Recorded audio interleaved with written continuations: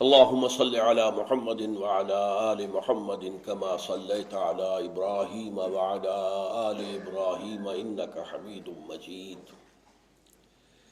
اللهم بارك على محمد وعلى آل محمد كما باركت على إبراهيم وعلى آل إبراهيم إنك حميد مجيد.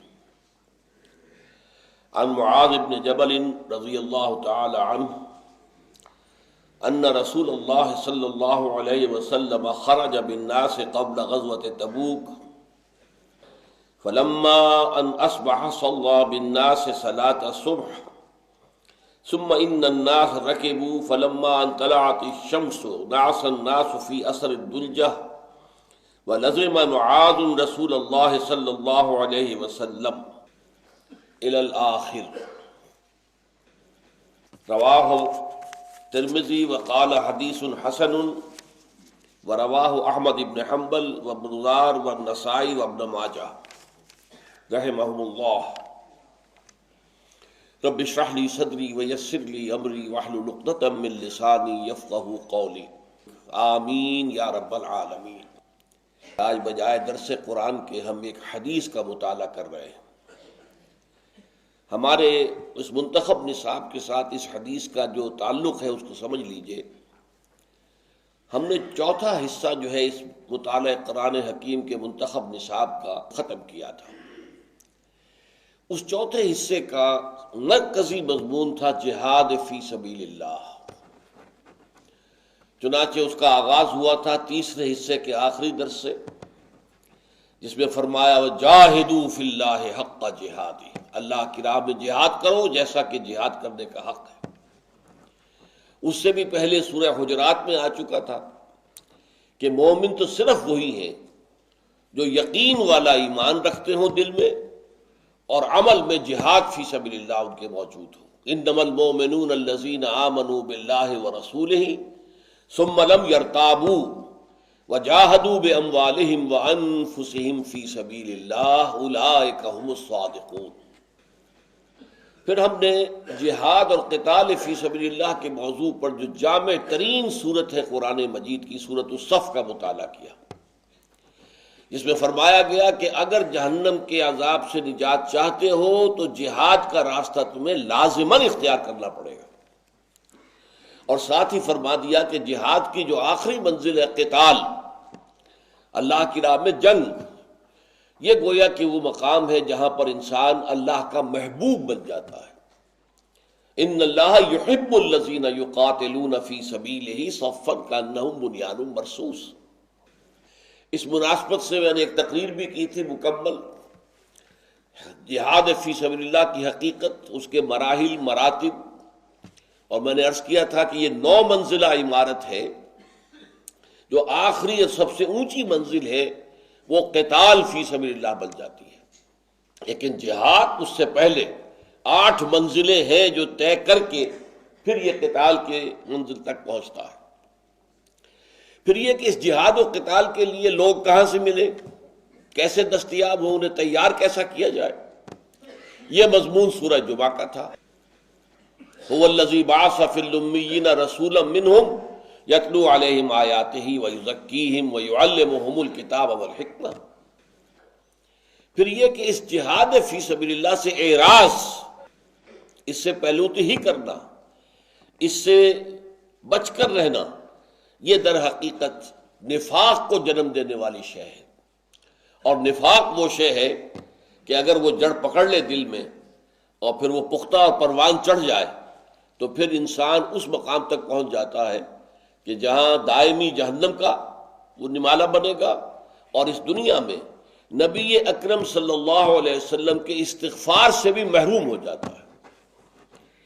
اگر آپ ان کے لیے استغفار کریں گے سواء علیہم استغفرت لہم ام لم تستغفر لہم لن یغفر اللہ لہم، اے نبی برابر ہے ان کے حق میں، آپ چاہیں تو ان کے لیے استغفار کریں چاہے نہ کریں، لیکن اللہ ہرگز معاف نہیں کرے گا.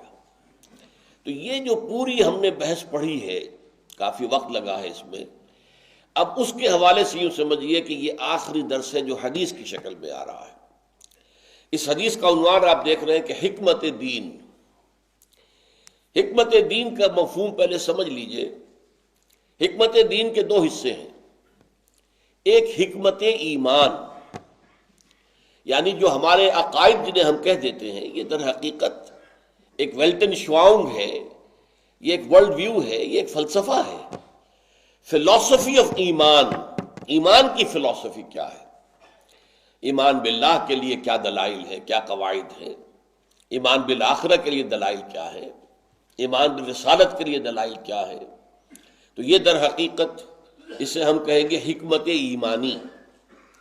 جیسے کہ مولانا روم کا ایک شعر ہے بہت پیارا، چند خانی حکمت یونانیاں، حکمت ایمانیاں را ہم بخواں، کہ تم کب تک یونانیوں کی حکمت کے اندر سرگرداں رہو گے، پڑھتے رہو گے، افلاطون کو پڑھو گے اور ارسطو کو پڑھو گے۔ آپ کے علم میں ہوگا یا ہونا چاہیے کہ مغرب کا پورا فلسفہ جو ہے وہ انہی دو فلسفیوں کی بنیاد پر کھڑا ہوا ہے۔ دو ہی سکولز آف تھاٹ ہیں، ان میں سے ہر ایک کی پھر برانچز ہو جاتی ہیں، وہ دوسری بات ہے۔ بیسیکلی مغربی فلسفہ جو ہے یہ آئیڈیلزم ہے، اور یہ آئیڈیلزم جو ہے یہ در حقیقت فلسفہ ہے افلاطون کا، پلیٹو کا، یا پھر ریئلزم ہے، اور ریئلزم جو فلسفہ ہے وہ اس کے شاگرد سقراط کا ہے۔ یہ دو بے بنیاد فلسفے ہیں، اور یہی در حقیقت پھر عالم اسلام میں جب آئے تو ایک بڑی یوں سمجھیے کہ ایک ایسی صورتحال پیدا ہو گئی جس کے لیے پھر متکلمین کو میدان میں آنا پڑا، امام غزالی جیسی شخصیت کو آنا پڑا، امام ابن تیمیہ جیسی شخصیت کو میدان میں آنا پڑا، تاکہ وہ اس کا مقابلہ کر سکیں۔ لیکن یہ کہ لوگوں کے اندر واقعتاً ان دونوں فلسفوں کا اتنا شغف ہو گیا تھا کہ بڑے پیارے انداز میں مولانا روم نے توجہ دلائی، چند خانی حکمت یونانیاں، کب تک تم یونانیوں کے فلسفے کے اندر سرگرداں رہو گے، کب تک پڑھتے رہو گے افلاطون کو اور ارسطو کو؟ حکمت ایمانیہ را ہم بخواں، کبھی ایمان کی حکمت کو سمجھنے کی کوشش کرو۔ یہ ایمان کی حکمت جو ہے یہ قرآن مجید کی مکی صورتوں میں۔ اچھا، حکمت دین کا ایک حصہ ہو گیا حکمت ایمان، فلسفی آف ایمان۔ دوسرا حصہ ہے حکمت شریعت، شریعت کی حکمت، اور اس کے بھی پھر دو حصے ہیں۔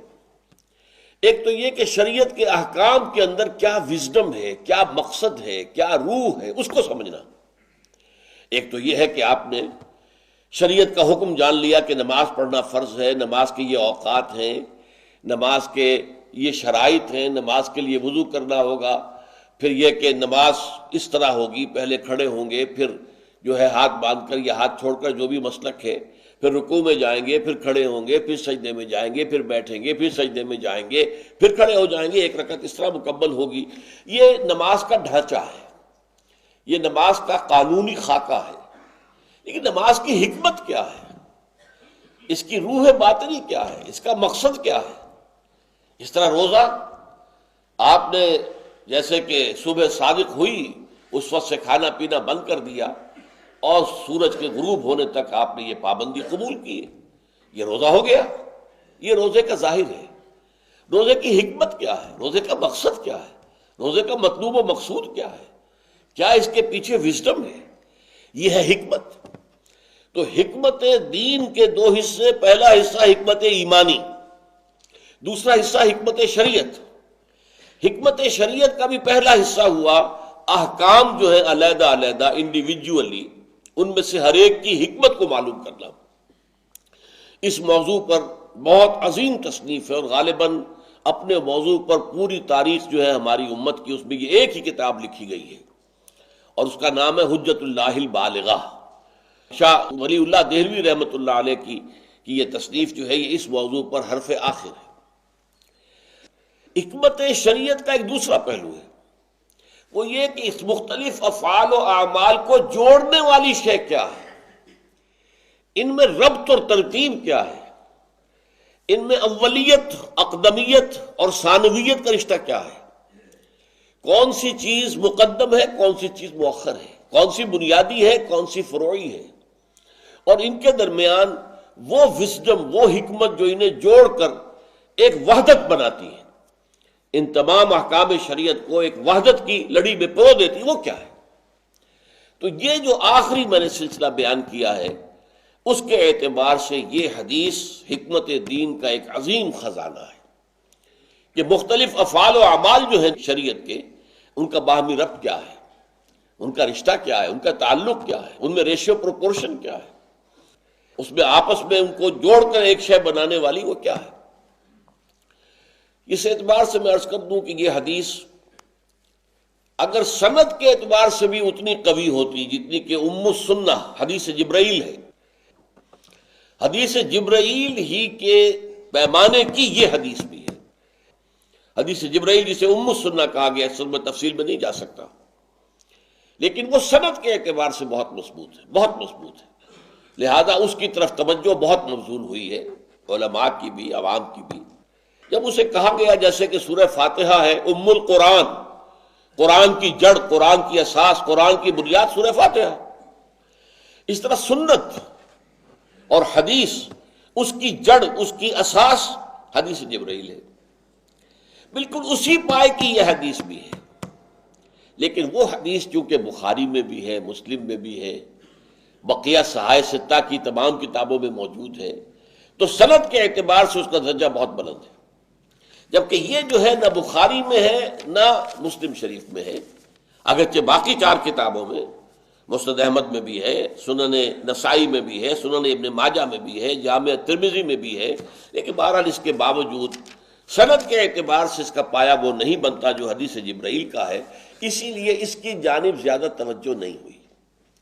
لیکن میں یہ سمجھتا ہوں کہ آج کے دور میں فہم دین کے اعتبار سے شاید یہ حدیث جبرائیل سے بھی اہم تر حدیث ہے، اس لیے کہ حدیث جبرائیل نے ہمارے ہاں اسلام، ایمان، احسان، اس کے جو مراتب قائم کیے، وہ بہت حد تک مسلمانوں کے اندر، ان کے معاشرے میں، ان کے سماج میں، ان کی تہذیب و تمدن میں وہ موجود ہیں۔ لیکن یہ چیزیں جو ہیں ان میں سے اکثر کا معاملہ آج آپ دیکھیں گے کہ بہت ہی نگاہوں سے اوجھل ہو گئی ہیں چیزیں۔ اب اس میں ایک خاص جو پہلو اس حدیث کا ہے وہ یہ ہے، اس حدیث کو پڑھتے ہوئے انسان خود کو بھی اسی ماحول کا حصہ سمجھنے لگتا ہے جس ماحول کو یہ حدیث بیان کر رہی ہے۔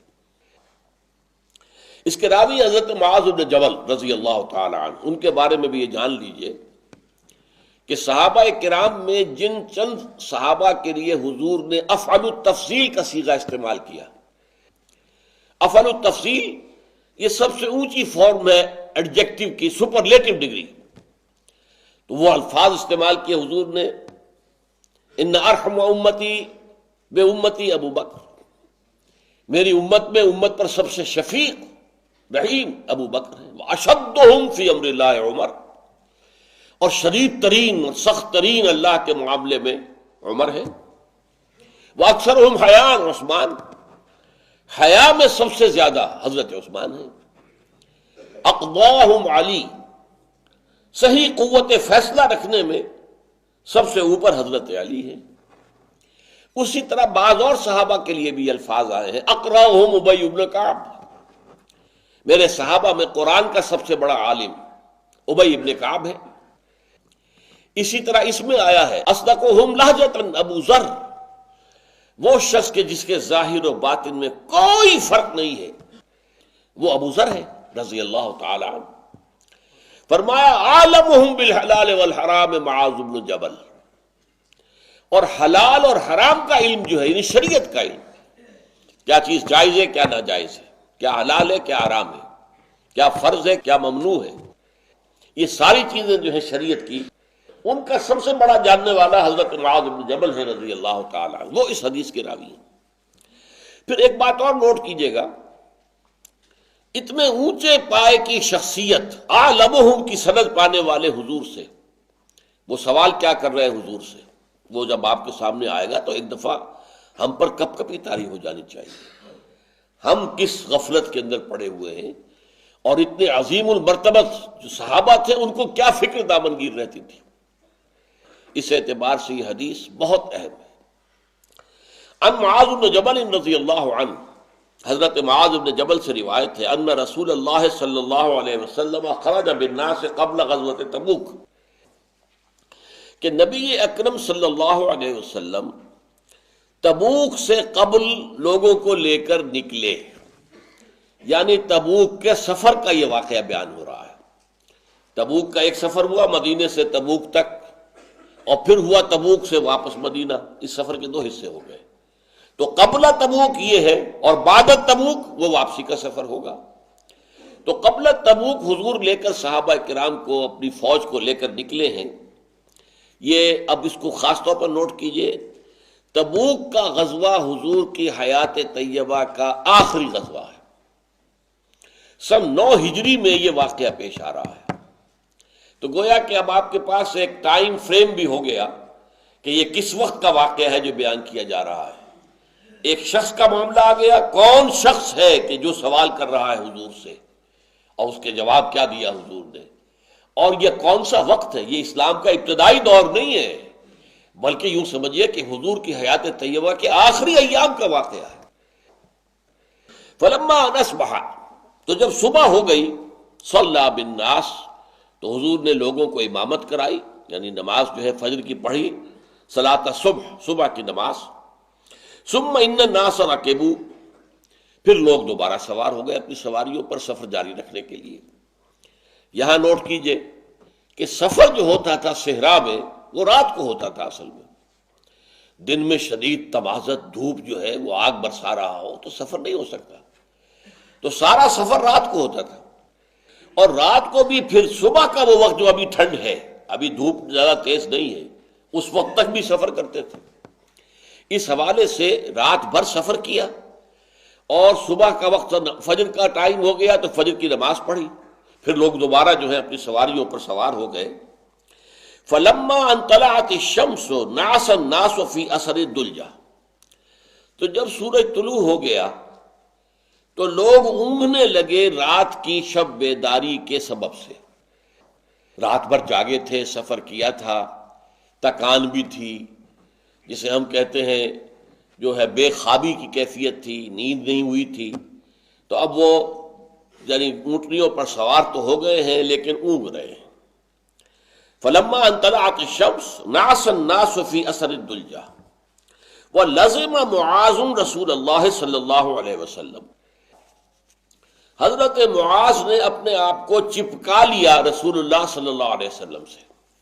یعنی جس اونٹنی پر آپ سوار تھے وہ چل رہی ہے، اس کے ساتھ ساتھ ہی آپ اپنی اونٹنی رکھی، پوری طرح بیدار رہے، ہوشیار رہے کہ حضور کا قرب جو ہے وہ ختم نہ ہو جائے، کہیں میں بھی اونگ جاؤں اور میری اونٹنی بھی ادھر ادھر ہو جائے، میں پیچھے رہ جاؤں. نہیں، پوری طرح ہوشیار، چوکس چوکنے رہے. اور انہوں نے اپنے آپ کو حضور کے ساتھ گویا کہ نتھی کر لیا. نعس الناس فی اثر الدلجۃ ولزم معاذ رسول اللہ صلی اللہ علیہ وسلم یتلو اثرہ، کہ حضرت معاذ جو ہیں آپ کے نقش قدم پر چل رہے تھے، اونٹنی کے پیچھے پیچھے پیچھے پیچھے لگ کر. والناس تفرقت بہم رکابہم علی جواد الطریق، اور بقیہ جو پورا لشکر تھا ان کو لے کر ان کی سواریاں، ان کے اونٹ، ان کی اونٹنیاں متفرق ہو گئیں، منتشر ہو گئیں راستے کی پوری چوڑائی میں. جواد طریق تاکلو و تسیر، وہ جو اونٹ اور اونٹنیاں تھیں وہ کھاتے بھی تھے اور پھر چلتے بھی تھے. ایک دو منہ مار لیے پھر آگے چل پڑے، پھر آگے کوئی اور درخت نظر آ گیا تو وہاں ادھر چلے گئے. فبینما معاذ علی اثر رسول اللہ صلی اللہ علیہ وسلم، تو اسی دوران میں کہ حضرت معاذ جو ہیں رضی اللہ تعالی عنہ نبی اکرم صلی اللہ علیہ وسلم کے ساتھ ساتھ چپکے ہوئے چل رہے تھے. وَنَاقَتُهُ تَأْكُلُ مَرَّةً وَتَسِيرُ أُخْرَىٰ، اور حضور کی اپنی اونٹنی بھی کچھ کھاتی تھی، چرتی تھی اور چلتی تھی. اس کا مطلب کیا ہوا کہ حضور بھی پوری طرح بیدار نہیں تھے، حضور بھی اپنی اونٹنی کو، اپنی سواری کو پوری طرح کنٹرول نہیں کر رہے تھے، بلکہ اونٹنی کو کچھ آزادی تھی، جیسے بقیہ لوگوں کی اونٹنیاں ادھر سے ادھر، ادھر سے ادھر کچھ کھانے پینے کے لیے تھیں، اسی طرح وہ اونٹنی چل رہی تھی. لیکن حضرت معاذ نے اپنی اونٹنی کو لگایا ہوا تھا، جدھر وہ اونٹنی جائے گی ادھر ہی حضرت معاذ بھی لے جائیں گے اپنی اونٹنی کو. اثرت ناقۃ معاذ، کہ اچانک حضرت معاذ کی جو اونٹنی تھی اس نے ٹھوکر کھائی. فقبحها بالزمام، تو حضرت معاذ نے اس کی لگام کھینچ کر اسے قابو میں کرنے کی کوشش کی. فحبت، تو اور بھڑک گئی. حتیٰ نفرت منہا ناقۃ رسول اللہ صلی اللہ علیہ وسلم، یہاں تک کہ چونکہ قریب تھی حضرت حضور کی اونٹنی بھی اور حضرت معاذ کی بھی، جب حضرت معاذ کی اونٹنی بھدکی تو حضور کی اونٹنی بھی بدک گئی. نفرت منہا ناقۃ رسول اللہ صلی اللہ علیہ وسلم. دیکھ رہے ہیں آپ یہ تفاصیل اس واقعے کی، اور بالکل اس ماحول کی ایک کیفیت ہم محسوس کر رہے ہیں کہ نہیں. ثم ان رسول اللہ صلی اللہ علیہ وسلم کشف عنہ قناعہ. اس پر حضور نے اپنے ہودج ہوتا ہے جو اونٹ کے اوپر رکھ دیا گیا ہے، اور اس میں حضور بیٹھے ہوئے ہیں، دونوں طرف پردے پڑے ہوئے ہیں. تو حضور نے اپنا پردہ اٹھا کر دیکھا. کشف عنہ قناعہ فالتفت، پھر آپ نے ادھر ادھر دیکھا، التفات فرمایا. فاذا ليس من الجيش رجل ادنى اليه من معاذ. تو حضور نے دیکھا کہ پورے لشکر میں معاذ سے زیادہ قریب تر آپ سے اور کوئی نہیں ہے. سب سے زیادہ قریب اور سب سے زیادہ سمجھیے کہ نزدیک آپ کے حضرت معاذ رضی اللہ تعالیٰ عنہ. فناداه رسول اللہ صلی اللہ علیہ وسلم فقال یا معاذ. تو حضور نے آواز دی حضرت معاذ کو اور پکارا، ہے معاذ. قال لبیک یا نبی اللہ. انہوں نے کہا میں حاضر ہوں اللہ کے نبی. قال ادن دونک. حضور نے فرمایا ذرا اور قریب آ جاؤ. فدنا منہ. تو وہ اور زیادہ قریب ہو گئے. حتی لصقت راحلتہما احداہما بالاخری. یہاں تک کہ ان دونوں کی اونٹنیاں ایک دوسرے کے ساتھ مس کرنے لگیں، چل رہی ہیں. حضور حضرت معاذ جو ہیں جب حکم دیا ادن دونک اور قریب آ جاؤ، تو اس قدر قریب آ گئے کہ وہ دونوں جو اونٹنیاں ہیں وہ آپس میں گویا کہ رگڑ کھا رہی ہیں.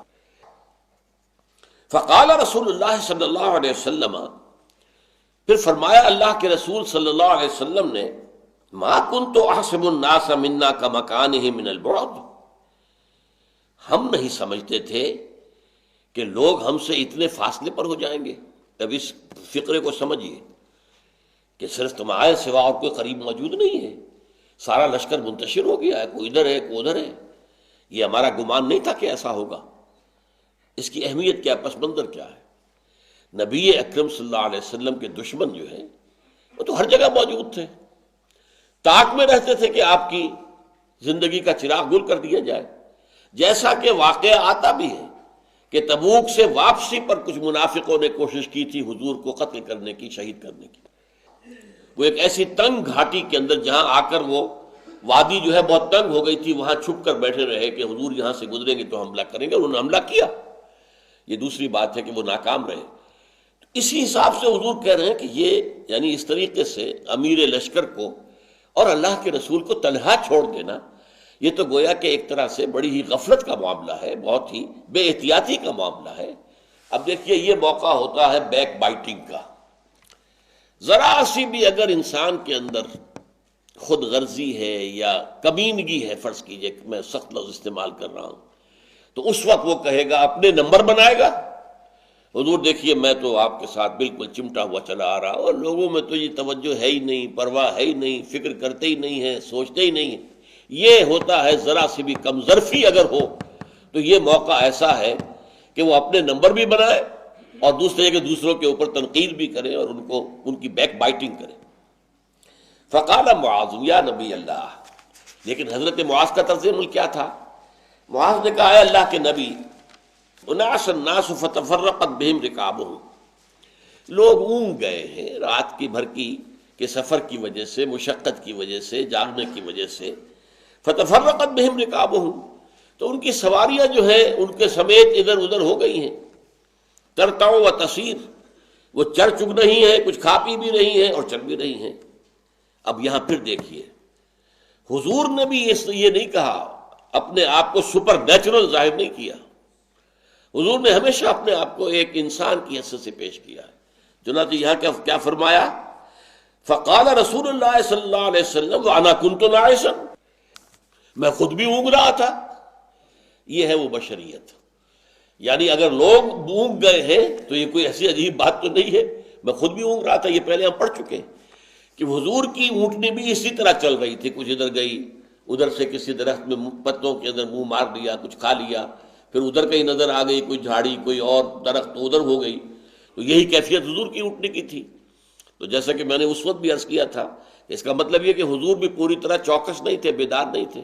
یہاں حضور نے بالکل بلا تکلف وَأَنَا كُنْتُ نَاعِسًا، کہ میں بھی تو سویا ہوا تھا. فلما را معاذ بشرا رسول اللہ صلی اللہ علیہ وسلم الیہ وخلوتہ. اب آئی ہے اصل حدیث.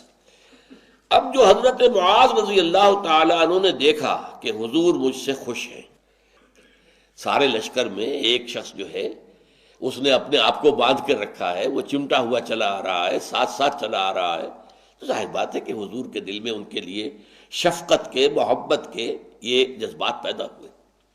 فلما رأى معاذ بشرى رسول اللہ صلی اللہ علیہ وسلم خلوتہ، دو چیزیں میسر آ گئیں. حضور جو ہے خوش بھی ہیں اس وقت، اور دوسرے کی تنہائی ہے، کوئی اور ہے نہیں. یہ تو بالکل خلوت ہے، حضور اور حضرت معاذ، وہ جو چاہے آپس میں گفتگو کریں. قال یا رسول اللہ اذن لی ان اسألک عن کلمۃ قد امرضتنی واسقمتنی واحزنتنی. انہوں نے عرض کیا، اے اللہ کے رسول، اے اللہ کے نبی، مجھے اجازت مرحمت فرمائیے کہ میں آپ سے ایک ایسی بات کے بارے میں سوال کر سکوں جس نے مجھے بیمار کر دیا ہے، سقیم کر دیا ہے، مجھے شدید حزن اور شدید فکر سے اور صدمے سے دوچار کر دیا. اب یہ تین الفاظ استعمال کیے، غور کیجیے. فقال نبی اللہ صلی اللہ علیہ وسلم، اس پر ارشاد فرمایا اللہ کے نبی صلی اللہ علیہ وسلم نے، سلنی اما شئت، پوچھو جو پوچھنا ہے. یہی چونکہ حضور کی کیفیت جو ہے، اب اس وقت دریائے سخاوت جو ہے وہ جوش میں آیا ہوا ہے. سلنی اما شئت، پوچھو پوچھو جو پوچھنا ہو پوچھو. فقال یا نبی اللہ، تو حضرت معاذ نے عرض کیا، ہے اللہ کے نبی، حدثنی بعمل، مجھے وہ عمل بتا دیجئے، یدخلنی الجنت، جو مجھے جنت میں داخل کر دے. کس کو یہ فکر لاحق ہے؟ کون مریض ہو گیا اس فکر میں؟ اور ہمیں کتنی فکر لاحق ہے؟ ہمیں آخرت کا کتنا فکر ہے، کتنی سوچ ہے؟ اور یہ کون ہے؟ عام انسان نہیں، حضور کے صحابی، صحابہ میں سے بھی ٹاپ کے ان چند صحابہ میں سے ایک کہ جن کے لیے آپ نے افعل التفضیل کے صیغے استعمال کیے. وہ صحابی کہ جن کو حضور نے گورنر بنا کر یمن بھیجا، وہ صحابی کہ جن سے حضور نے امتحان جب ان کا لیا، تم کیا کرو گے اے معاذ، جب بحیثیت گورنر تمہارے سامنے مسائل درپیش ہوں گے، فیصلے کیسے کرو گے؟ عرض کیا، میں قرآن مجید کے مطابق فیصلے کروں گا. پھر فرمایا، اچھا اگر تمہیں قرآن میں کوئی بات نہ ملے اس سے متعلق، تو عرض کیا پھر میں آپ کی حدیث کی طرف، آپ کے کوئی فیصلوں کی طرف رجوع کروں گا. فرمایا اگر میرے فیصلوں میں بھی کوئی بات تمہیں نہ ملے، کوئی نظیر نہ ملے، پھر کیا کرو گے؟ اب عرض کیا، ثم اجتہد، پھر میں اجتہاد کروں گا. یہ ہے، یہ اجتہاد کے موضوع پر یہ ہے حدیث ام سنہ. اس پر حضور نے اپنے دست مبارک سے حضرت معاذ بن جبل کے سینے پر تھپکی دی کہ اللہ کا بڑا فضل ہے کہ اس نے اللہ کے نبی، اللہ کے پیغامبر کے ایک پیغامبر کو، رسول اللہ، کیونکہ اب یہ جا رہے تھے تو حضور کے ایلچی کی حیثیت سے جا رہے تھے، ان کو جو ہے وہ دین کا فہم عطا کیا، اور اس قدر گہری بات جو ہے ان کی سمجھ میں آ گئی. اجتہاد کی ڈیفینیشن. وہ شخص ہے جو سوال کر رہا ہے کہ مجھے بتا دیجئے، حدثنی بعمل یدخلنی الجنہ لا اسألک عن شیء غیرہا، حضور مجھے تو وہ عمل بتا دیجئے جو مجھے جنت میں داخل کر دے، اور میں اس کے سوا آپ سے کچھ نہیں پوچھنا چاہتا. معلوم ہوا کہ ایک ہی دھن ہے، ایک ہی فکر ہے، ایک ہی سوچ ہے، ایک ہی فکر دامن گیر ہے.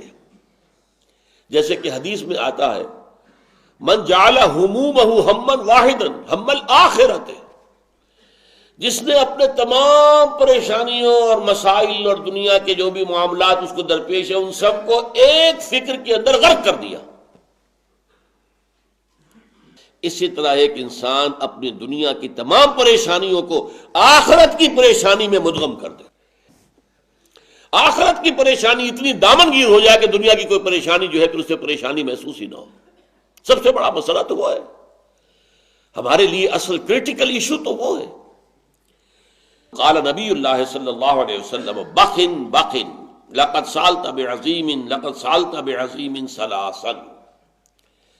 یہ بخ جو ہے یہ ایک کلمہ ہے، میں اس سے بیان کیا کرتا ہوں بہت خوب بہت خوب. ہم بھی کرتے ہیں نا کسی کو تائید کرتے ہوئے، بہت خوب بہت خوب. آپ نے یہ بہت اچھا سوال کیا. تو بہت کا بے اور خوب کا خے، تو بخن جو ہے وہ اس معنی میں آ کر بہت ہی ہمارے لیے آسان ہو گیا اس کو یاد رکھنا. یہ بہت خوب بہت خوب. قد سالتا بعظیم، قد سالتا بعظیم، قد سالتا بعظیم. اے معاذ تم نے واقعتاً بہت بڑی بات کے بارے میں سوال کیا. اے معاذ تم نے واقعتاً بہت بڑی بات کے بارے میں سوال کیا. 3 دفعہ آپ نے دہرایا بخن بخن، لقد سالتا بعظیم، لقد سالتا بعظیم، لقد سالتا بعظیم. واقعتاً سوال کرنے کی شے یہی ہے، واقعتاً پوچھنے کی بات یہی ہے، واقعتاً فکر جس کا کہ انسان پر مسلط ہو جائے وہ یہی ہے. بخن بخن، لقد سالت بشیء عظیم، لقد سالت بعظیم ثلاثا وانہ لیسیر علی من اراد اللہ بہ الخیر. اور یقیناً یہ جنت میں داخل ہو جانا آسان ہے اس شخص کے لیے جس کے لیے اللہ تعالیٰ نے خیر کا فیصلہ کر لیا. یہ اللہ تعالیٰ ہی کی طرف سے تیسیر ہو جائے، رخ کو بدل دیا جائے، انسان کی توجہ ادھر کر دی جائے. وَإِنَّهُ لَيَسِيرٌ عَلَىٰ مَنْ أَرَادَ اللَّهُ بِهِ الْخَيْرَ فَلَمْ يُحَدِّثْهُ بِشَيْءٍ. تو حضور نے کوئی بات نہیں فرمائی حضرت معاذ سے الا قالہ 3 مرات، مگر یہ کہ ہر بات کو 3 مرتبہ دہرایا. حرصاً لکیما یتقنہ عنہ، اس لالچ میں یا اس خواہش سے کہ وہ ان کی طرف سے پوری طرح محفوظ ہو جائے، حضرت معاذ کے ذہن میں یادداشت میں وہ چیز کھپ جائے، تاکہ وہاں سے یہ علم آگے پھیلے گا، معاذ کے ذریعے سے دوسرے صحابہ کرام تک جائے گا، امت تک جائے گا، آج ہم تک پہنچا ہوا ہے. لہذا حضور نے ہر حرف کو، ہر جملے کو 3 مرتبہ دہرایا، حرصاً اس لالچ میں، اس خواہش میں، لکیما یتقنہ عنہ کہ وہ اسے اچھی طریقے سے اپنے دل کے اندر حضور کی طرف سے کہی ہوئی بات کو جما لے. فقال نبی اللہ صلی اللہ علیہ وسلم، پھر فرمایا حضور نے صلی اللہ علیہ وسلم. اب دیکھیے یہاں پر 2 چیزیں جداگانہ طور پر آئیں گی، ان کی حقیقت کو جان لیجئے. پہلی بات کیا فرمائی؟ تؤمن باللہ والیوم الآخر. دیکھو تمہارا یقین ہونا چاہیے اللہ پر اور یوم آخر پر. اچھا رسول کیوں نہیں کہا؟ خود تو بات کر رہے تھے نا، وہ ایمان تو گویا کہ موجود ہی تھا، سامنے موجود تھا، لہذا یہ اللہ اور آخرت کا ذکر کیا. تؤمنوا باللہ والیوم الآخر وتقیموا الصلاۃ، اور نماز کو قائم رکھو، وتعبدوا اللہ وحدہ، اور بندگی اور پرستش اور عبادت کرو اللہ کی، تنہا اسی کی. لا تشرک بہ شیئا حتی تموت، اور اس کے ساتھ کسی چیز کو شریک نہ کرو یہاں تک کہ تمہیں موت آ جائے. وانت علی ذلک، اور تم اسی کیفیت میں رہو. اچھا یہ جو ایک جامع جواب دیا گیا ہے، یہ تو دین کی کل حقیقت کو سمویا گیا ہے ایک واحد جملے کے اندر. یہاں دیکھیں کہ وہ جامع الفاظ استعمال ہو رہا. عبادت کا مفہوم صرف نماز روزہ نہیں ہے، نماز کا ذکر تو پہلے ہو گیا. عبادت کا مطلب پوری زندگی میں اللہ کی بندگی، اللہ کی اطاعت. یہ اطاعت اور بندگی ہم مانی الفاظ ہیں. اطاعت عربی ہے، بندگی فارسی ہے. جو شیخ سعدی کہتے ہیں، مسجدوں میں یہ شعر لکھے ہوئے ہوا کرتے تھے، اب تو ذرا ذوق بدل گیا ہے، اور طرح کی مسجدیں بن رہی ہیں، اس میں کسی طرح کے آرکیٹیکچرل ٹچز ہوتے ہیں، لیکن یہ اشعار اب زینت نہیں ہوتے وہاں. ورنہ پہلے کیا ہوتا تھا؟ زندگی آمد برائے بندگی، زندگی بے بندگی شرمندگی. دیکھو یہ زندگی تو ہمیں ملی ہی بندگی کے لیے. اگر بندگی ہی ہم نہیں کرتے تو زندگی شرمندگی کا موجب ہو جائے گی. کیا حاصل ہوگا اس کا؟ اور روز محشر کے جہاں گداز بود اولی پرسش نماز بود، یہ اشعار ہم بچپن میں پڑھتے رہے، ہمیں یاد ہوگا. یہ محشر کا دن جو ہوگا، قیامت کا دن، کہ جو بڑا جان گداز ہوگا، بہت سخت ہوگا، لیکن اس روز پہلی پرسش نماز کے بارے میں ہوگی. اولی پرسش نماز وہ، یہ اشعار ہوا کرتے تھے مسجدوں میں لکھے ہوئے. تو یہاں پر حقیقت میں اسی طرح شرک، لا تشرک بہ شیئا، اللہ کے ساتھ شرک نہ کرو. اب شرک بھی ایک بہت وسیع مفہوم کا، شرک فی صفات ہے، شرک فی ذات ہے، شرک فی الحقوق ہے، شرک فی الاطاعت ہے، شرک فی محبت ہے. یہ بھی شرک ہے کہ کسی بھی شخص یا کسی بھی چیز کی محبت اللہ کی محبت کے برابر ہو جائے. شرک فی المحبت، اس دل کے سنگھاسن پر اللہ کی محبت کے سوا کوئی محبت نہ ہو. ہاں اللہ کی محبت کے ساتھ بریکٹڈ رسول کی محبت ہوگی، وہ ایک ہی شے ہے. اللہ کی محبت، رسول کی محبت، وہ ایک ہی شے ہے، وہ ایک آرگینک ہول ہے. اس کے علاوہ کسی شے کی محبت. تو شرک جو ہے شرک فی المحبت بھی ہے. اگر آپ کو دولت زیادہ محبوب ہے اللہ سے، کیا مطلب؟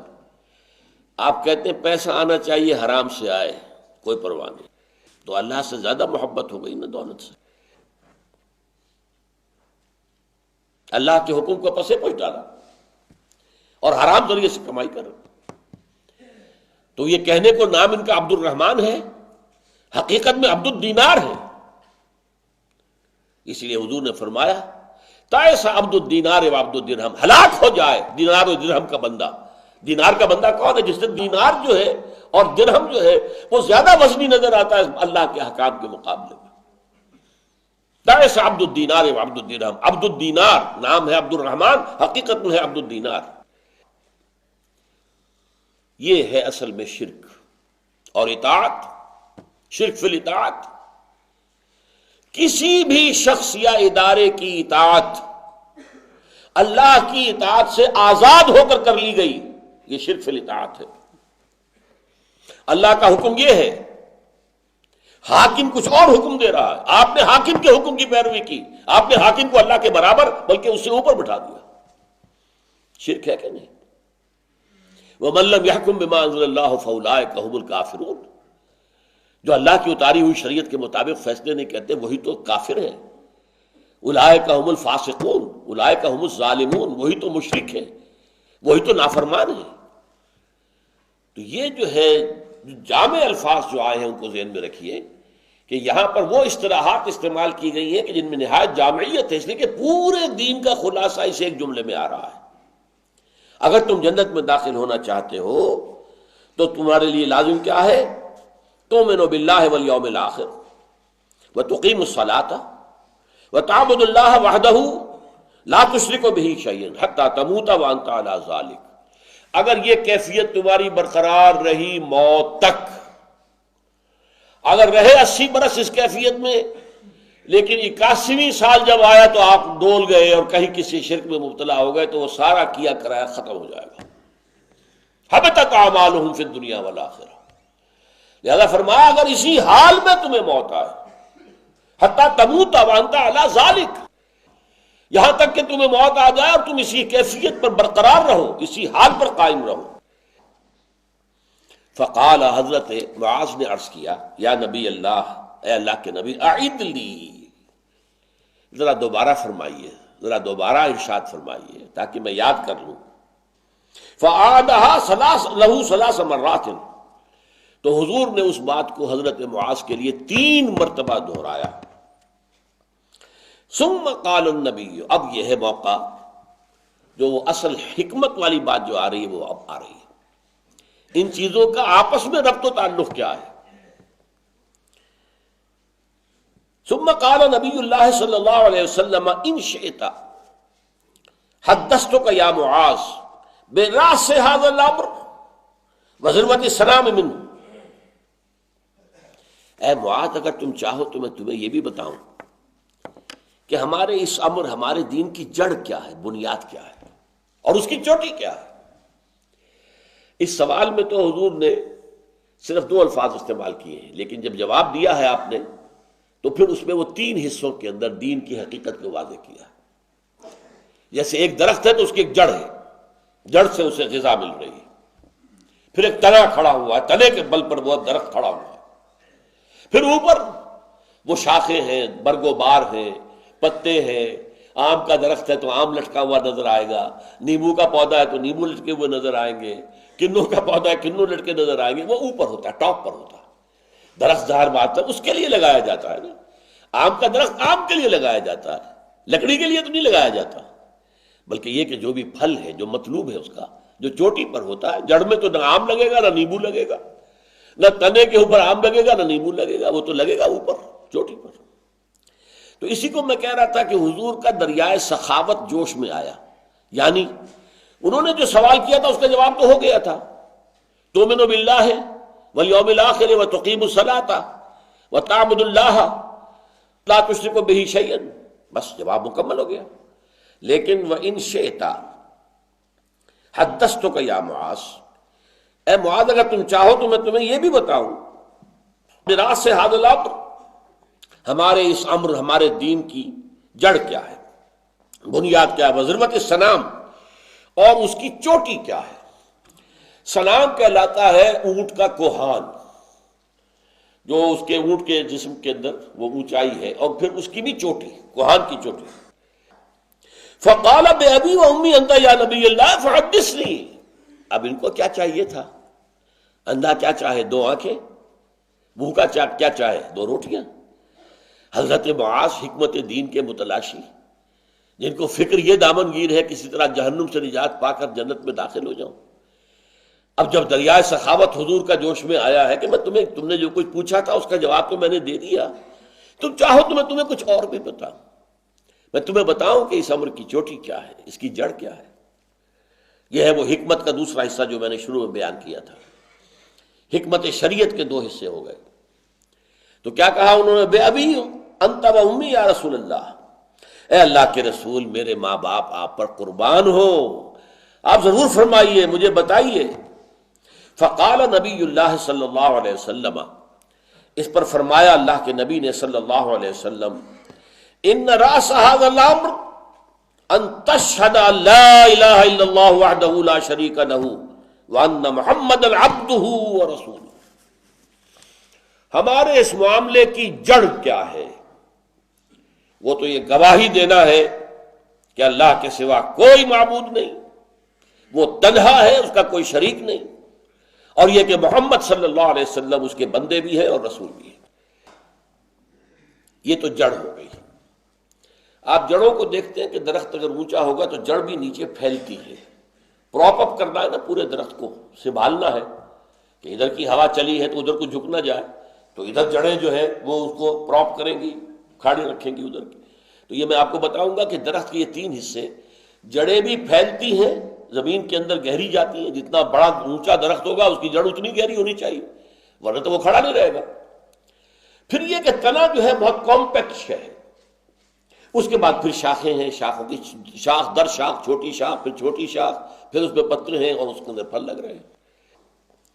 تو فرمایا ان راس ھذا الامر ان تشهد ان لا الہ الا اللہ وحدہ لا شریک لہ، کہ تم گواہی دو اس کی کہ اللہ کے سوا کوئی معبود نہیں، وہ تنہا ہے اور اس کا کوئی شریک نہیں، وان محمد عبدہ ورسولہ، اور محمد صلی اللہ علیہ وسلم اس کے بندے ہیں اور رسول ہیں، وان قوام ھذا الامر، اور اس امر کو کھڑا رکھنے والی شے، قوام تنا جو ہے جو کھڑا رکھتا ہے درخت کو اوپر کے برگ و بار کو سنبھال کر، وان قوام ھذا الامر اقام الصلاۃ وایتاء الزکاۃ، نماز کا قائم رکھنا اور زکوٰۃ کا ادا کرنا۔ یہ جو چار ہیں عبادتیں، ان میں سے اہم ترین دو یہ ہیں۔ بڑی عجیب ان کے اندر ایک ترتیب ہے۔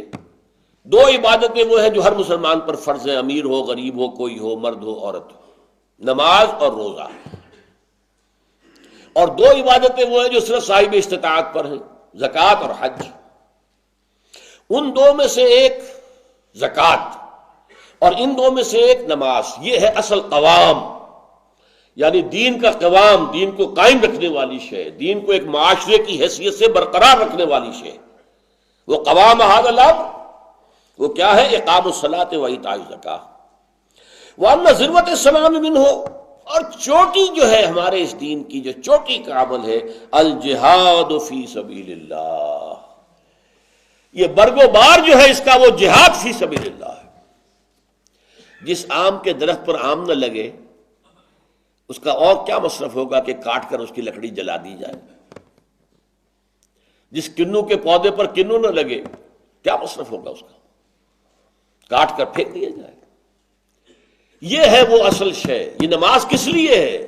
وَاسْتَعِینُوا بِالصَّبْرِ وَالصَّلَاةِ، جیسے تنے نے کھڑا کیا ہوا ہے درخت کو، اسی طرح یہ نماز کھڑا رکھے آپ کو اللہ تعالیٰ کے دین کے لیے جہاد کرنے کی غرض سے۔ میرا وہ چھوٹا سا جو کتاب چاہے حقیقت جہاد فی سبیل اللہ، جو حضرات اس وقت لے گئے تھے، دوبارہ ایک دفعہ پڑھیں کہ جہاد کی حقیقت کیا ہے۔ ہم نے جہاد کو بدنام کر دیا ہے، جہاد کے ساتھ غلط تصورات ایڈ کر دیے گئے۔ مسلمان جب جنگ کرے جہاد ہے، ہو سکتا ہے کوئی مسلمان بادشاہ ہے، فاسق ہے، فاجر ہے، بدماش ہے، شرابی ہے، زانی ہے، وہ اپنے صرف عیش کو بڑھانے کے لیے، اپنے جو ریونیو ہے اس کو بڑھانے کے لیے کسی برابر کے ملک کے اوپر حملہ کرتا ہے تاکہ اپنی حکومت کو توسیع دے سکے، یہ جہاد فی سبیل اللہ ہوگا؟ لا حول ولا قوت الا باللہ۔ ہم نے جب جہاد کا لفظ اس طرح بدنام کیا ہے تو لہذا آج اغیار تو اسے خود پھیلائیں گے۔ پھر کچھ ہم نے اس کے اندر غلط کام کیا، کچھ انہوں نے آگے بڑھا دیا۔ ایک جہاد میں آپ کو بتا چکا ہوں، جہاد فی سبیل الحریہ، آزادی کے لیے جہاد، اس میں کوئی جان دے گا تو وہ شہید ہی شمار ہوگا، لیکن اسے جہاد فی سبیل اللہ مت کہو، اس کی کچھ اور شرائط ہے۔ وہ 9 منزلہ عمارت جو ہے 8 سیڑھیاں چڑھ کر وہاں پہنچا جاتا ہے قتال کے اندر مرحلے پر۔ لہذا جہاد فی سبیل اللہ کو حضور نے دین کی چوٹی قرار دیا ہے۔ جڑ کلمہ شہادت، تنا ارکان اسلام، رکن کہتے ہیں ستون کو، ان چاروں کو جمع کر کے ایک ستون بنا دیجیے، ایک تنا بن جائے گا، اور اوپر پھر برگوبار جو ہے وہ جہاد فی سبیل اللہ۔ اب اس حدیث کے آخر میں ایک خاص جہاد کا ذکر ہو رہا ہے، وہ قتال فی سبیل اللہ جو ہے، جس کا میں نے عرض کیا ہے کہ وہ جہاد کی چوٹی ہے۔ ایک جہاد ہے جو چوٹی ہے پورے دین کی، تو اس جہاد کی بھی ایک چوٹی ہے، وہ ہے قتال فی سبیل اللہ۔ حضور صلی اللہ علیہ وسلم کی بعثت جو ہم نے پڑھا سورہ صف میں، وہ اس لیے تھی کہ دین کو غالب کرے، لہذا آپ نے تلوار ہاتھ میں اٹھائی، جنگیں کی، غزوہ بدر ہو، غزوہ احد ہو، غزوہ احزاب ہو، جنگیں کی ہیں، تلوار چلائی ہے قتال فی سبیل اللہ کے لیے۔ اور اس میں ایک خاص بات یہ تھی، اس کو سمجھ لیجئے، جس کا سورہ توبہ میں ذکر ہے، کیونکہ حضور خود بنی اسماعیل میں سے تھے، تو بنی اسماعیل پر گویا کہ آخری درجے میں اتمام حجت ہو گیا۔ اب اگر بنی اسرائیل ایمان نہیں لاتے تو ان کو وہی سزا ملنی چاہیے تھی جو قوم نوح کو ملی تھی، قوم ہود کو ملی تھی، قوم صالح کو ملی تھی، ایکسٹرمینیشن۔ لہذا ان کے بارے میں حکم حضور کو یہ تھا، اے محمد ان کے ساتھ قتال جاری رکھو، فاقتلوہم حیث وجدتموہم، یہ سورہ توبہ کی پہلی 6 آیات ذہن میں رکھیے، یہاں تک کہ وہ گواہی دے، اشہد ان لا الہ الا اللہ واشہد ان محمد رسول اللہ، نماز قائم کریں، زکوٰۃ ادا کریں۔ اگر ایسا کریں گے تو ان کی جان چھوڑ دی جائے گی۔ لیکن باقی دنیا کے لیے یہ بات نہیں تھی، یہ صرف بنی اسماعیل یا ان کے تابع جو لوگ تھے عرب میں ان کے لیے تھا۔ باقی دنیا کے لیے کیا تھا؟ دیکھو بھائی، تم اسلام لے آؤ، ہمارے برابر کے ساتھی ہوگے، بھائی ہوگے ہمارے، ہم یہ نہیں کہیں گے ہمارے حقوق زیادہ ہیں، ہم سینئر مسلمان ہیں، تم جونیئر مسلمان ہو، نہیں، سب کے برابر۔ اور اگر یہ نہیں منظور، مسلمان نہیں ہوتے، تم یہودی، نصارہ، مجوسی، ہندو بن کر رہنا چاہتے رہو، لیکن تمہیں اسلام کی اطاعت کرنی پڑے گی، ریاست اسلامی ہوگی، قانون اللہ کا ہوگا، نظام اسلام کا ہوگا۔ ہاں اس کے نیچے تم یہودی رہو، سینیگاگس کو جاؤ، تم عیسائی رہو، جو چاہو، ٹرینٹی کے اندر بلیو کرو، تثلیث کو مانو، اور جاؤ اپنے چرچوں میں، اس میں ہمیں کوئی نہیں اعتراض نہیں ہوگا۔ اور اگر یہ بھی منظور نہیں ہے، پھر آؤ میدان میں، تلوار ہمارے اور تمہارے درمیان فیصلہ کرے گی۔ لیکن یہ کہ جو عرب کے لوگ تھے، اصل مشرکین عرب، بنو اسماعیل اور ان کے تابع لوگ، ان کو یہ تھرڈ آلٹرنیٹو نہیں تھا کہ تم رہ سکتے ہو شرک کے اوپر قائم، شرک کرو، لیکن یہ کہ اسلامی ریاست کی بالادستی تسلیم کر دو اور جزیہ دو ہاتھ سے، نہیں، یہ ان کے لیے نہیں تھا، یا ایمان لاؤ یا قتل۔ یہ اس کا ذکر ہو رہا اس حدیث کے آخری حصے میں۔ اس کو نہ سمجھنے سے بہت مغالطے ہو سکتے ہیں، اس لیے میں نے اس کا پس منظر آپ کو سنا دیا۔ وَأُمِرْتُ، فرمایا، انما امرتو، اے معاذ مجھے اس کا حکم ہوا ہے، ان اقاتل الناس، یہاں تک کہ میں قتال کرتا رہوں لوگوں سے، یا مراد ہے اہل عرب، حتی یقیموا الصلاۃ ویؤتوا الزکاۃ، یہاں تک کہ وہ نماز قائم کریں، زکوٰۃ ادا کریں، وَيَشْهَدُوا أَن لَّا إِلَٰهَ إِلَّا اللَّهُ وَحْدَهُ لَا شَرِيكَ لَهُ، اور گواہی دے کہ اللہ کے سوا کوئی معبود نہیں اور وہ اکیلا ہے، تنہا ہے اور اس کا کوئی شریک نہیں، وَأَنَّ مُحَمَّدًا عَبْدُهُ وَرَسُولُهُ، اور محمد صلی اللہ علیہ وسلم اس کے بندے اور رسول ہیں۔ فَإِذَا فَعَلُوا ذَلِكَ، جب وہ یہ تین شرطیں پوری کر دیں گے، فَقَدْ اعْتَصَمُوا، تو وہ محفوظ ہو جائیں گے، وَعَصَمُوا وَدِمَاءَهُمْ وَأَمْوَالَهُمْ إِلَّا بِحَقِّهَا، اور وہ بچا لیں گے اپنی جانوں کو بھی، اپنے خون کو بھی، اپنے مال کو بھی، لیکن سوائے اس کے کہ اس کے اوپر کوئی قانون کا حق واقع ہو جائے۔ اگر کوئی جرم کرے گا تو اس کی سزا تو ملے گی، چوری کرے گا تو ہاتھ کٹے گا، لیکن اس کے علاوہ ان کی جان و مال سے کوئی تعرض نہیں کیا جائے گا، انہیں مسلمان تسلیم کر لیا جائے گا۔ وَحِسَابُهُمْ عَلَى اللَّهِ عَزَّ وَجَلَّ، باقی ان کا حساب کہ آیا انہوں نے دل کی سچائی کے ساتھ، صداقت کے ساتھ، خلوص کے ساتھ، اخلاص کے ساتھ کلمہ شہادت پڑھا تھا، یا یہ کہ صرف جان بچانے کے لیے پڑھا تھا، یہ میرے ذمے نہیں ہے، اس کا حساب اللہ لے گا۔ حسابهم علی اللہ عز وجل، ان کا حساب جو ہے وہ اللہ کے ذمے ہے، جو بہت بلند و بالا ہے، بہت قوت اور اختیار والا ہے۔ یہ بات اب اچھی طرح سمجھ لیجئے کہ یہ معاملہ خاص تھا، پوری دنیا کے لیے نہیں تھا، بلکہ مشرکین عرب کے لیے تھا۔ عرب میں بھی جو نصارہ تھے، یہودی تھے، ان کو اسی سورہ توبہ کے اندر آپشن دیا گیا ہے، یؤتوا الجزیۃ عن ید وہم صاغرون، اپنے ہاتھ سے جزیہ پیش کریں اور چھوٹے بن کر رہیں، تو وہ یہودی رہے، عیسائی رہے، اسلامی مملکت میں رہ سکتے ہیں۔ لیکن یہ مشرکین عرب، یہ بنی اسماعیل اور جو ان کے تابع تھے، ان کے لیے یہ رعایت نہیں ہے، انہیں تو یا تو تسلیم کرنا ہے اور یا پھر یہ قتل کر دیے جائیں گے۔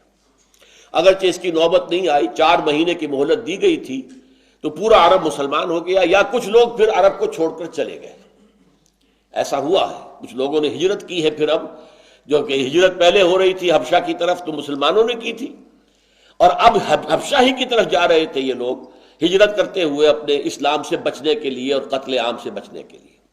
یا ایک پوائنٹ اور نوٹ کر لیجئے، حضرت ابوبکر کے زمانے میں رضی اللہ تعالی عنہ، جب منکرین زکوٰۃ کا مسئلہ پیش ہوا، ایک تو وہ تھے مرتدین جنہوں نے جھوٹے نبیوں کو مان لیا، ان کا معاملہ تو علیحدہ تھا، ان کے خلاف کسی کو اختلاف نہیں تھا، جنگ کرنی پڑے گی، یہ مرتد ہے۔ لیکن ایک وہ تھے جو مانعین زکوٰۃ تھے، وہ یہ نہیں کہتے تھے کہ ہم زکوٰۃ مانتے نہیں، زکوٰۃ آپ کو نہیں دیں گے، ہم اپنی زکوٰۃ خود اپنے طور پر خرچ کریں گے۔ اس پر مسئلہ پیدا ہوا کہ ان سے جہاد اور قتال کیا جائے یا نہ کیا جائے۔ حضرت عمر تک کی رائے یہ تھی کہ اس میں نرمی برتیے، 2 محاذ پہلے کھلے ہوئے ہیں، حضرت اسامہ کا لشکر جو حضور نے تیار کیا تھا آپ نے اس کو بھی بھیج دیا، ثانیاً آپ نے مرتدین جو ہیں جھوٹی نبوت کے پیروکاروں کے خلاف بھی جہاد شروع کر دیا۔ حال یہ ہے کہ حضور کے انتقال کی وجہ سے مسلمانوں کے حوصلے پست ہیں، مورال ڈاؤن ہے، دل زخم خوردہ ہے، وہ رنجیدہ ہے، غمگین ہے، تو آپ تیسرا محاذ نہ کھولیں، جبکہ انہوں نے نہ کسی جھوٹے نبی کو مانا، نہ شرک کا معاملہ ہے، نہ انہوں نے انکار کیا ہے کہ زکوٰۃ کو ہم مانتے ہی نہیں۔ تو اس پر حضرت ابوبکر نے جو دلیل دی تھی وہ یہ تھی کہ حضور کے قتال کے خاتمے کے لیے 3 شرطیں آئی ہیں، یہی 3 شرطیں سورہ توبہ میں بھی موجود ہیں اور یہاں اس حدیث میں بھی ہیں، حتیٰ یقیموا الصلاۃ ویؤتوا الزکاۃ وَيَشْهَدُوا أَن لَّا إِلَٰهَ إِلَّا اللَّهُ وَحْدَهُ لَا شَرِيكَ لَهُ وَأَنَّ مُحَمَّدًا عَبْدُهُ وَرَسُولُهُ۔ جب تک کہ یہ 3 شرطیں پوری نہیں کریں گے ان کا قتل عام کیا جائے گا۔ نماز قائم کریں، زکوٰۃ ادا کریں، اور گواہی دیں کہ اللہ کے سوا کوئی معبود نہیں، اور یہ کہ محمد صلی اللہ علیہ وسلم اللہ کے نبی اور رسول اور بندے ہیں۔ تو یہ ہے اصل میں کم سے کم منیمم شرط جس پر کہ قتال کا معاملہ جو اہل عرب تھے ان کے معاملے میں ختم ہو سکتا تھا۔ باقی پوری دنیا کے لیے اگر وہ اپنے مذہب پر قائم رہیں لیکن اسلام کی بالادستی قبول کر لیں تو ٹھیک ہے، ان سے تعارض نہیں کیا جائے گا۔ زبردستی کسی کو عیسائی کو مسلمان بنانا، یا یہودی کو مسلمان بنانا، یا ہندو کو یا مجوسی کو مسلمان بنانا، یہ جائز نہیں۔ اب دیکھیے جہاد کی جو آخری منزل ہے قتال، اس کے ضمن میں ایک اور بات آپ نے فرمائی، وقال رسول اللہ صلی اللہ علیہ وسلم، اور فرمایا اللہ کے رسول نے صلی اللہ علیہ وسلم، والذی نفس محمد بیدہ، اس ذات کی قسم جس کے ہاتھ میں محمد کی جان ہے. اللہ کی قسم کھانے کی بجائے یہ الفاظ استعمال کیے. اللہ کے قبضہ قدرت میں میری جان ہے، جب چاہے کھینچ لے. والذی نفس محمد بیدہ، اس ہستی کی قسم کھا کر کہہ رہا ہوں جس کے ہاتھ میں محمد کی جان ہے صلی اللہ علیہ وسلم. ما شہب وجہ ولا برت قدم فی عمل تبتغى فیہ درجات الجنت بعد الصلاۃ المفروضۃ کا جہاد فی سبیل اللہ. کسی بندے کے چہرے کے اوپر تکان کے آثار نہیں آئے، نہ کسی کے پاؤں غبار آلود ہوئے کسی عمل میں جس سے کہ وہ اللہ تعالیٰ کے درجات چاہتا ہو جنت کے اندر. نماز فرض کے بعد جہاد فی سبیل اللہ سے زیادہ. یعنی ہمارے دین میں چونکہ صلاۃ و عماد الدین، صلاۃ تو جو ہے وہ ستون ہے دین کا، اس کے بعد تمام اعمال کے مقابلے میں اللہ تعالیٰ کے جہاد کے راستے میں چلتے ہوئے اگر تکان کی وجہ سے چہرے کے اوپر آثار آ جائیں، یا اگر چلتے چلتے چلتے چلتے پاؤں غبار آلود ہو جائیں، تو اس عمل میں جتنا وزن ہے اتنا کسی اور عمل میں وزن نہیں ہے. ساری رات قیام اللیل میں گزار دیجئے وہ وزن نہیں ہوگا. ہر روز روزہ رکھیے وہ وزن نہیں ہوگا. والذی نفس محمد بیدہ، یہ ریشیو پروپورشن ہمارے یہاں رہا ہی نہیں. ہم تو واقف ہی رہ گئے نماز روزہ حج زکوٰۃ سے، اللہ اللہ خیر صلی اللہ. بہت تیر مارا عمرہ کر لیا، ایک نہیں، دو نہیں، تین نہیں، چار کرتے جا رہے ہیں. اس جہاد کے مرتبے کو واضح کرنے کے لیے ایک دوسری مثال دے رہے ہیں. وَلَا ثَقَّلَ مِيزَانَ عَبْدٍ، اور کسی بندے کے اعمال کی جو ترازو ہوگی اللہ کے ہاں اسے نہیں زیادہ بوجھل کیا جتنا کہ كَدَابَّةٍ تُنْفَقُ لَهُ فِي سَبِيلِ اللَّهِ أَوْ يُحْمَلُ عَلَيْهَا فِي سَبِيلِ اللَّهِ، جتنا کہ وہ جانور، وہ گھوڑا یا وہ اونٹ جو اللہ کی راہ میں کام آ گیا، یا یہ کہ جس پر سوار ہو کر اس اللہ کے بندے نے جہاد کیا، قتال کیا اللہ کی راہ میں، اس سے جو اس کے نیکی کا پلڑا جتنا بھاری ہوگا کسی اور شے سے بھاری نہیں ہوگا. یعنی اپنی جان دے دینا تو بہت بڑی بات ہے. ظاہر بات ہے، آپ کو معلوم ہے جنگ کے اندر تیر آ رہے ہیں تو کوئی تیر جو ہے سیدھا گھوڑے کی گردن میں جا لگا، ختم ہو جائے گا کہ نہیں. اونٹ کے نہر جس طرح کرتے ہیں وہیں گیا تیر جو ہے سیدھا، تو اونٹ بیچارہ کہ ختم ہو جائے گا. اور یہاں تنفقو کا لفظ وہ آ گیا. انفاق کے معنی میں نے کہا تھا کہ انفاق مال بھی ہے اور بذل نفس بھی ہے، جان دے دینا بھی ہے. تو فرمایا وَلَا ثَقَّلَ مِيزَانَ عَبْدٍ، نہیں کیا زیادہ بھاری کسی بندے کے میزان کو، نیکی کے پلڑے کو، كَدَابَّةٍ، جتنا کہ وہ جانور، وہ سواری، تنفق لہو فی سبیل اللہ، جو کہ اللہ کے راہ میں جہاد کرنے میں کام آ گئی، او یحمل علیہا فی سبیل اللہ، یا جس پر سوار ہو کر اس نے اللہ کی راہ میں قتال اور جہاد کیا. یہ ہے ریشیو پروپورشن ہمارے دین کے اعمال کا. بدقسمتی سے یہ تصور ہمارا ہوتے ہوتے ہوتے ہوتے خالص مذہبی سا ایک معاملہ، بس کچھ عقائد ہیں اور کچھ جو ہیں وہ مراسم عبودیت ہیں، کچھ کھانے پینے شادی بیاہ کے قوانین ہیں. اللہ اللہ خیر صلی اللہ. اس کے علاوہ ہمارے سامنے دین کی وہ چوٹی، دین کا وہ عمل جس کے لیے کہ اس حدیث کے اندر واضح کیا گیا ہے، وہ پیش نظر ہی نہیں ہے. اقول قولی ھذا واستغفر اللہ لی ولکم ولسائر المسلمین والمسلمات.